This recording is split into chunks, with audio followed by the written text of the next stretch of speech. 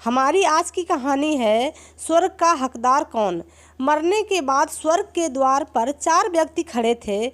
इनमें एक राजा था, दूसरा एक बिजनेसमैन था, तीसरा एक पंडित था और चौथा एक आम आदमी मजदूर था। किसी को भी ये पता नहीं था कि कौन स्वर्ग के अंदर प्रवेश कर पाएगा और कौन वहीं से लौटा दिया जाएगा। सब स्वर्ग का दरवाज़ा खुलने की राह देख रहे थे और आपस में बातें कर रहे थे। जैसे कि राजा को मरने से पहले ही आदत थी, उसने अपनी बात सबसे पहले बताई। राजा ने कहा, मैं बहुत प्रख्यात राजा हूँ। मैंने धरती पर अपना बहुत नाम कमाया है, इसलिए पूरी संभावना है कि मैं ही स्वर्ग में जाऊंगा। फिर व्यापारी ने अपनी बात सामने रखी। वह बोला, मैंने धरती पर खूब धन कमाया है, उस धन से मैंने सैकड़ों लोगों की मदद की है, इसलिए मैं ही स्वर्ग का हकदार हूँ। अब बारी थी पंडित की, तो पंडित ने मुंह खोला और बोला, सबको ये पता है, चाहे तुम जो सोच लो, लेकिन ये बात तो तय है कि स्वर्ग के दरवाजे खुलेंगे तो मेरे ही लिए। सब जानते हैं कि पंडित दिन रात भगवान को याद करते हैं, इसलिए स्वाभाविक है कि स्वर्ग में पंडित का स्वागत किया जाए। जब सब ने अपना अपना पक्ष रख दिया, तब सबकी नज़र उस मजदूर पर थी जो चुपचाप अपनी नज़रें नीचे झुकाए बिना कुछ बोले वहीं पर खड़ा रहा। स्वर्ग का दरवाज़ा खुला और वहाँ एक देवदूत आकर खड़ा हो गया। देवदूत के हाथों में एक पुस्तक थी जिसमें इन सभी के कर्मों के बारे में लिखा हुआ था। देवदूत ने सबसे पहले राजा को अपने पास बुलाया और उसको पूछा, तुम बताओ, तुमने अपने जीवन में क्या क्या अच्छे कर्म किए हैं। मैं उन्हें इस पुस्तक में देखकर फैसला करूँगा कि तुम्हें अंदर आने देना है या नहीं। राजा ने कहा, मेरा राज्य जितना बड़ा था उतना ही समृद्ध था और मेरी राज्य में सभी लोग खुशहाल थे, सभी बड़े आनंद से रहते थे। मैंने उन्हें कभी किसी चीज़ की कोई कमी नहीं होने दी। यही मेरे अच्छे कर्म हैं। देवदूत ने अपने पुस्तक में देखा और देखने के बाद राजा से कहा, तुम सच बोलते हो। तुमने अपने राज्य की प्रजा को बहुत खुश रखा था, लेकिन तुमने अपने राज्य की सीमा को बढ़ाने के लिए जितने युद्ध किए थे, उन युद्ध की वजह से हजारों सैनिकों ने जान गंवा दी थी। उन हजारों सैनिकों के परिवार के दुख का कारण तुम बने थे, इसलिए तुम स्वर्ग में नहीं आ सकते। अब बारी थी व्यापारी की। व्यापारी से जब देवदूत ने पूछा कि तुम्हारे अच्छे कर्म क्या हैं, तब व्यापारी ने उससे कहा, मैंने सैकड़ों लोगों को खाना खिलाया है, कई आश्रमों में दान दिया है, कई निराश्रित लोगों के लिए घर बना कर दिया है। ये मेरे अच्छे कर्म हैं।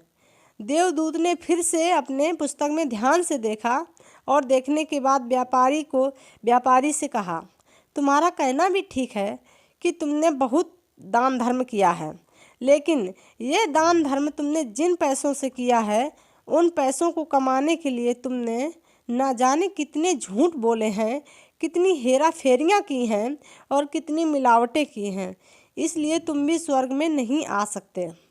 जब पंडित से यही सवाल किया गया तो पंडित ने बड़े ही आत्मविश्वास के साथ कहा, मैंने अनगिनत लोगों को ज्ञान दिया है, हजारों यज्ञ और पूजाएं की हैं और दिन रात भगवान का जाप किया है, इससे अच्छे कर्म और क्या ही हो सकते हैं। देवदूत ने अपनी पुस्तक में अंदर झांक कर देखा और पंडित से कहा, आपने जितने भी लोगों को जो भी ज्ञान दिया है, उन बातों पर कभी भी खुद अमल नहीं किया। आपने यज्ञ पूजा या भगवान का नाम कभी भी निस्वार्थ भाव से नहीं लिया, इसलिए आपका भी स्वर्ग में आना प्रतिबंधित है। मजदूर ये सब देखकर हैरान था।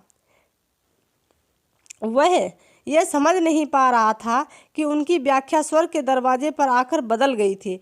धरती पर जिन कामों को अच्छा समझा जाता है, उनका यहाँ पर कोई मूल्य नहीं था।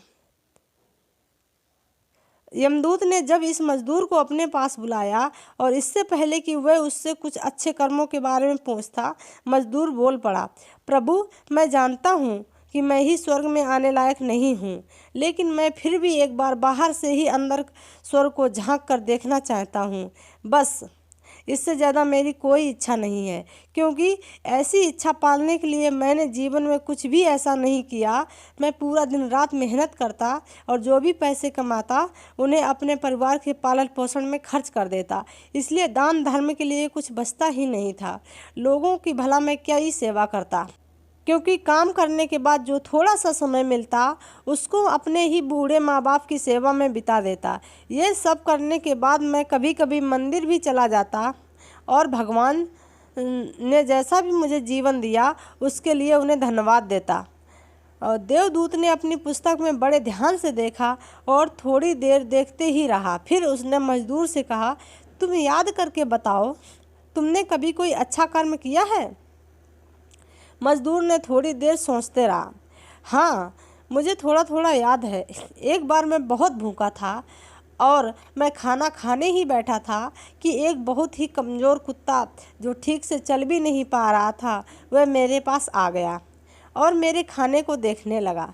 तब मैंने अपनी रोटी उसे खिला दी थी। उस दिन मैं खुद भूखा सोया था। मजदूर की बात सुनने के बाद देवदूत मुस्कुराया और मजदूर को बड़े सम्मान से स्वर्ग के अंदर लेकर गया। दोस्तों, अच्छे कर्म लोभ मोह माया इन सब भाव से आकर नहीं किए जाते और ना ही उन्हें अच्छे कर्मों की श्रेणी में गिना जाता है। निस्वार्थ भाव से किया गया एक भी अच्छा काम आपके जीवन में सारे पाप धोने की शक्ति रखता है। इसलिए जब भी मौका मिले निस्वार्थ भाव से और अच्छे मन से अच्छे काम किया करें। अगर आपको हमारी ये कहानी अच्छी लगी तो प्लीज़ हमारे चैनल को ज़्यादा से ज़्यादा शेयर करें, सब्सक्राइब करें। Thank you.